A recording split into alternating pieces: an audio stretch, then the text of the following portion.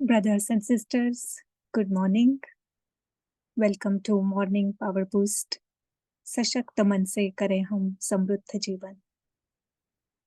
Last session में हमने देखा मेरा स्वमान मेरे हाथ में है। कोई भी मुझे दास नहीं बना सकता, कोई मेरा मालिक नहीं बन सकता अगर मैं उसे परमिशन ना दूं तो। सबसे श्रेष्ठ स्वमान हमने देखा, श्रेष्ठ आत्मा हूं मैं, और सभी को सम्मान देना भी हमने सीखा कि सारे ही श्रेष्ठ आत्माएं हैं। जो खुद श्रेष्ठ होता है, जो बड़े होते हैं, वो उनकी पहचान ये है कि वो हर एक को श्रेष्ठ नजर से देखते हैं। आज हम देखेंगे कि क्या मालिक होने के लिए राजा होना जरूरी है, या कभी राजा भी दास बन सकता है, या उससे उल्टा भी हो सकता है। तो बहुत इंटरेस्टिंग स्टोरीज हम सुनेंगे, देखेंगे इससे हम क्या सीख सकते हैं। एक राजा था और उसका एक पर्सनल सेवक था, असिस्टेंट। राजा रोज सुबह मॉर्निंग में एक्सरसाइज वगैरह करके बराबर 8 बजे उसे कॉफी और ब्रेकफास्ट एक ड्यूटी दी गई थी। ये सेवक उसे वो एग्जैक्ट 8 बजे वो लाके दे। तो रोज सेवक सालों साल ये बहुत ही अच्छी तरह से कर रहा था और राजा खुश था। एक दिन उस सेवक ने सोचा कि रोज 8 बजे तो मैं रोज दे रहा हूँ, आज क्यों ना मैं खुद ही ये कॉफी पी लूं और घूमने चला जाऊं। और वो सही में घूमने चला गया कॉफी पीकर। यहाँ पे राजा आया, राजा राह देख रहा है। 8 बज गए, 8 बजकर 5 मिनट हो गए, 10 मिनट हो गए, पेशेंटली राह देख रहा है। क्या हुआ, अभी तक आया नहीं। समय बाद एकदम क्रोधित हो गया कि क्या है ये, मैं कब से यहाँ पे इंतजार कर रहा हूँ और वो कहाँ चला गया। तो यहाँ पे उस राजा ने अपना रिमोट कंट्रोल उस सेवक के हाथ में दे दिया। वो सेवक तो आराम से घूम रहा है, बट राजा ने यहाँ अपना जो कंट्रोल है वो खो दिया। कोई भी जब क्रोधित होता है तो वो आउट ऑफ कंट्रोल होता है। तो जैसे राजा उस सेवक का गुलाम बन गया। और एक अभी दूसरी स्टोरी सुनेंगे। एक आदमी होता है, उसका जहाँ ऑफिस है वहां पे रोज वो एक भिखारी को बैठा हुआ देखता है। उसके मन में बहुत दया आती होती है उसको देख के। तो एक दिन वो सोचता है कि क्यों ना मैं मेरा जो लंच मैं घर से लेके आता हूँ, एक दिन मैं इसे दे दूँ। तो बहुत खुशी से, बड़े दिल से वो भिखारी को अपना जो भी उसने ब्राउन बैग में लंच लाया है घर से बना के, वो उसे देता है। भिखारी खुश हुआ और वो भिखारी ने उस लंच बॉक्स को खोला और देखा उसमें तो सैंडविच था। भिखारी को सैंडविच पसंद नहीं है। भिखारी ने उस ब्राउन बैग को फेंक दिया ऑलमोस्ट, और कहा ये क्या, ये खाना मैं पसंद नहीं करता। वो जो आदमी था वो तो देखते ही रह गया। बोले ये भिखारी, उसकी ये हिम्मत, उसने वो दिया तो वो सोच रहा था कि ये भिखारी कितनी मुझे दुआएं देगा, कितना मुझे धन्यवाद करेगा कि आपने आपका घर से लाया हुआ फ्रेश लंच मुझे दिया। और यहाँ पे तो उल्टा ही हो गया। थैंक्स तो नहीं, बट ऑलमोस्ट वो भिखारी मुझे गाली दे रहा है। तो यहाँ पे मानो भिखारी मालिक बन गया, और जो समझ रहा था कि मैं इसे दान कर रहा हूँ, वो दास बन गया। तो भिखारी हो राजा हो, कोई भी मालिक बन सकता है, कोई भी दास बन सकता है। क्योंकि वो डजेंट मैटर कि आप कितने पैसे वाले हैं, या आपका कौन सा पद है, आप पढ़े लिखे हैं, पढ़े लिखे नहीं हैं।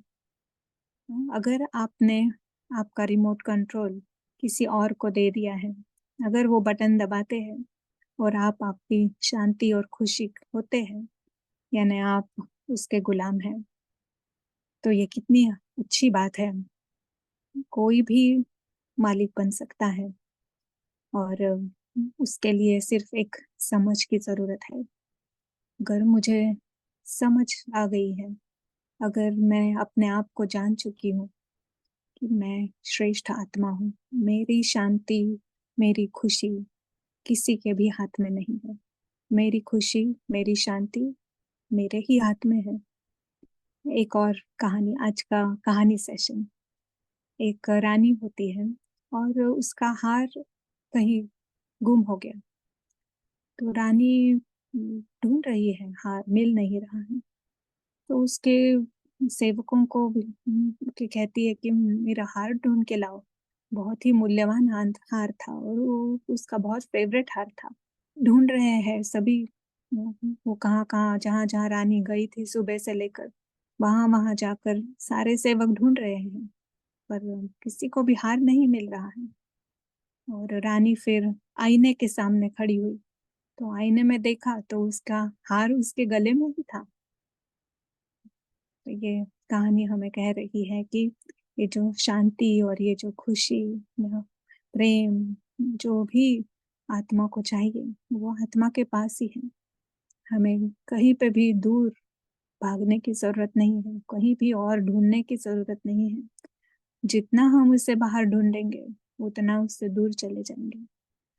तो बेस्ट है, इतना आसान है। अगर चीज़ मेरे पास ही है और उससे भी बड़ी बात कि वो मेरी ही चीज़ है, तो उसे कोई भी खो नहीं सकता है। उसे सिर्फ़ मुझे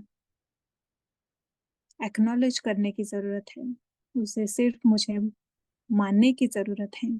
तो हम कैसे करते हैं ये?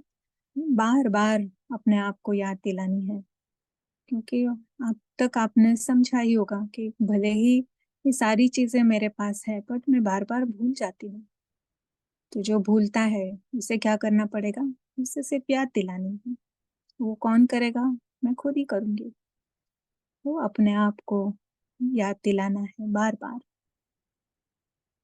श्रेष्ठ आत्मा हूँ मैं, शरीर नहीं हूँ। इस भ्रुकुटी के मध्य में चमकता सितारा है।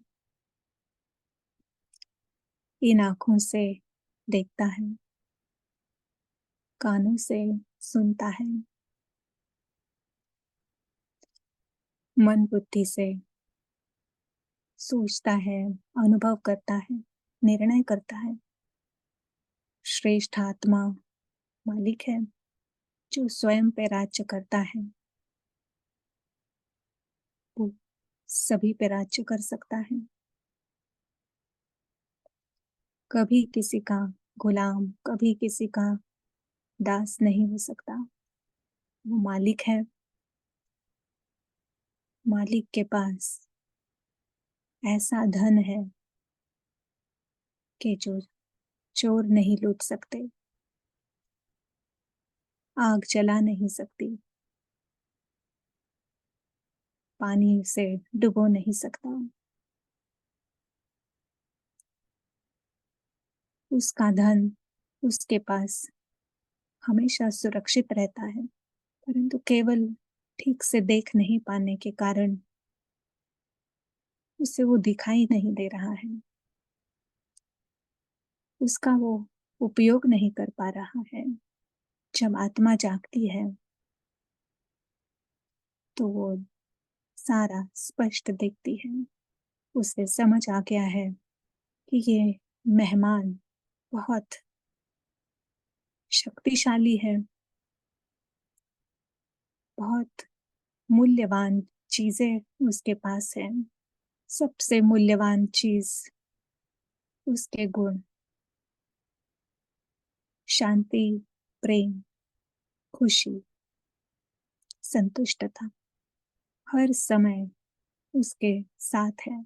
उसे सिर्फ उसे देखते रहना है, उसको दूसरों के साथ बाँटना है, दूसरों को भी ऐसे श्रेष्ठ अनुभव कराने हैं, तो सामने वाले भी अपनी श्रेष्ठता देख पाए और सभी के संबंध शांतिपूर्ण, प्रेम से भरपूर, आनंदमय हो जाए।